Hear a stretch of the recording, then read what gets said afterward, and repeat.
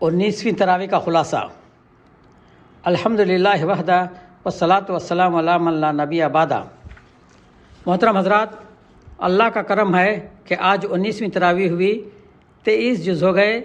سورہ یاسین، سورہ صافات، سورہ صاد مکمل اور سورہ زمر کے ابتدائی 3 رکوع، اس طرح کل 18 رکوع پڑھے گئے۔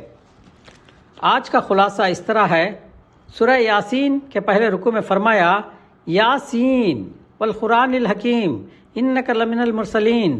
یاسین قسم ہے حکمت والے قرآن کی، بے شک آپ اللہ کے رسولوں میں سے ہیں۔ آقا ولی نعمت حضور احمد مجتبیٰ محمد مصطفیٰ صلی اللہ علیہ وسلم کے رسول برحق ہونے کی سب سے بڑی شہادت قرآن حکیم ہے۔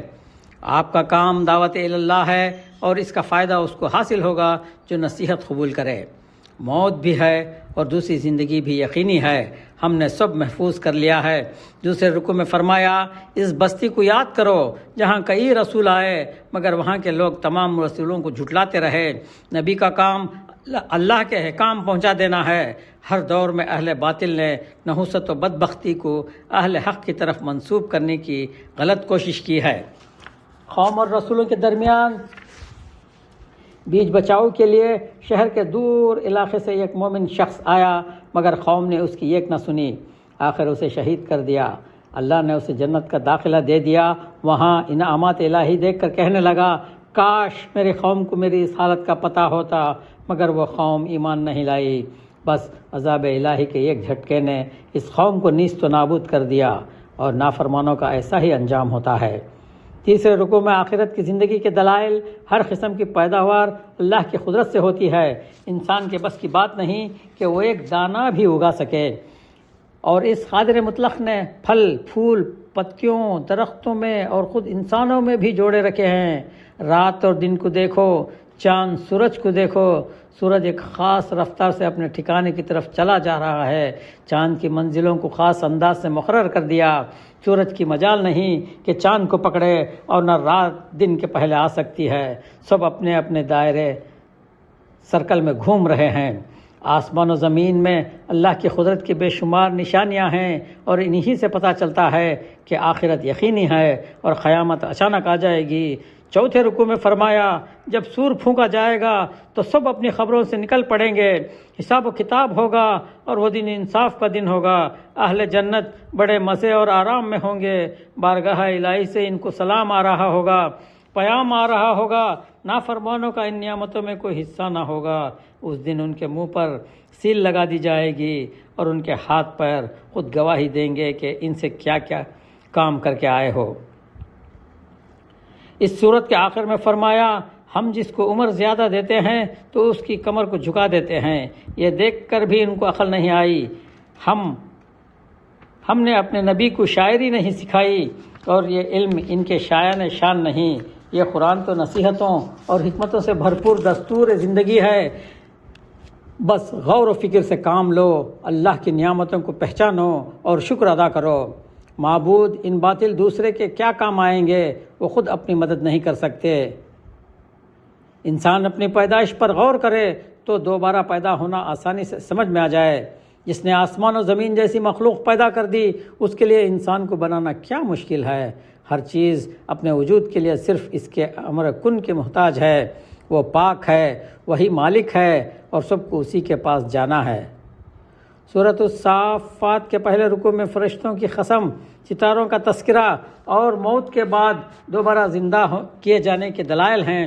دوسرے رکوع میں فرمایا حکم ہوگا کہ مشرکوں کو مائع ان کے معبودوں کے جمع کرو اور ان کو جہنم کا راستہ دکھا دو۔ سارے سہارے ٹوٹ چکے ہوں گے، وہ جہنم رسید ہوں گے۔ ہاں، اللہ کے مخلص بندوں کا کیا کہنا، وہ عیش و عشرت میں ہوں گے۔ ان کی وہاں مجلسیں ہوں گی، اور وہ اپنی گفتگو میں دنیا کے دوستوں اور ساتھیوں کا بھی تذکرہ کریں گے۔ مومنین جنت سے جھانک کر ان نافرمانوں کو جہنم میں دیکھیں گے تو چیخ پڑیں گے اور اللہ کا شکر ادا کریں گے کہ اس برے انجام سے اللہ نے بچا لیا۔ تیسرے رکوع میں حضرت نوح علیہ السلام اور ان کی قوم کا تذکرہ اور واقعہ قربانی۔ حضرت ابراہیم علیہ السلام نے خواب دیکھا اور اپنے فرزند حضرت اسماعیل علیہ السلام سے فرمایا اے میرے بیٹے، میں خواب میں دیکھ رہا ہوں کہ تم کو ذبح کر رہا ہوں، بتاؤ تمہاری کیا رائے ہے؟ بیٹے نے کہا، ابا جان، آپ کو جو حکم دیا گیا ہے اسے پورا کیجئے، اللہ نے چاہا تو آپ مجھے صابر اور ثابت قدم پائیں گے۔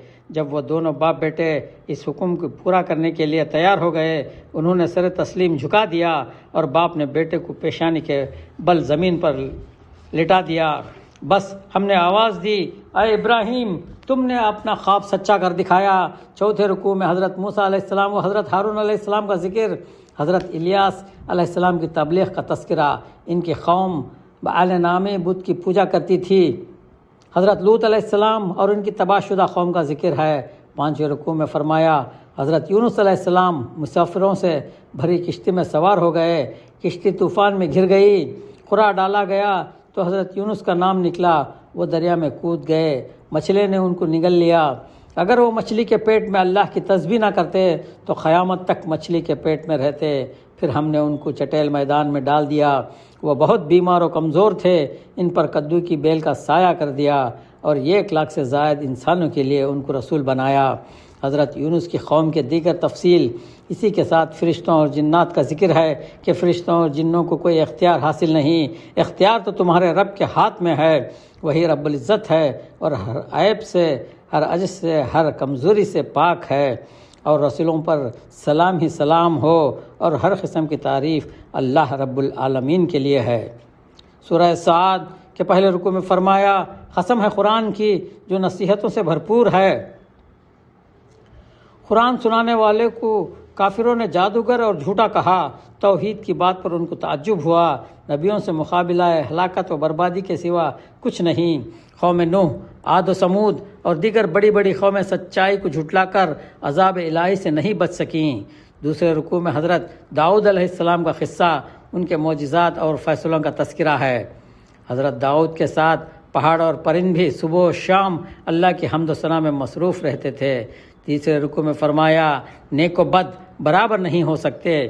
یہ برکت والی کتاب ہم نے اس لیے نازل کی ہے کہ لوگ اس کی آیتوں میں غور کریں اور عقل مند نصیحت حاصل کریں۔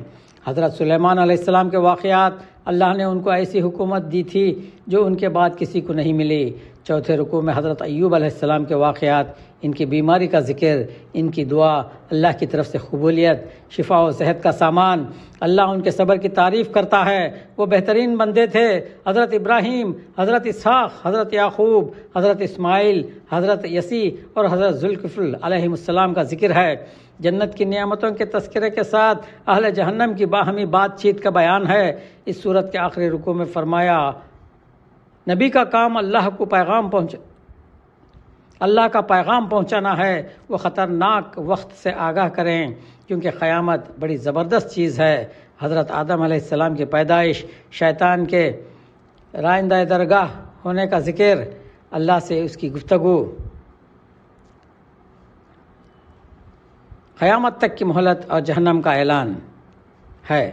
سورۃ الزمر کے پہلے رکوع میں فرمایا، یہ کتاب اللہ کی طرف سے نازل ہوئی ہے، اس میں زندگی کا بندوبست ہے، اسی کا بتایا ہوا دین اللہ کے ہاں مقبول ہے، جس سے انکار کیا اس کو راستہ نہیں مل سکتا۔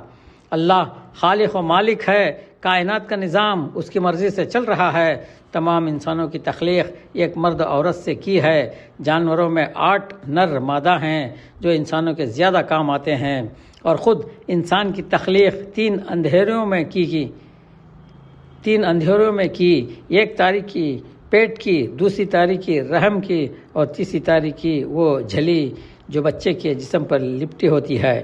یہ سب کس کی کاریگری ہے؟ بس قیامت کے دن کوئی کسی کا بوجھ نہیں اٹھائے گا، جو جیسا کرے گا ویسا نتیجہ پائے گا۔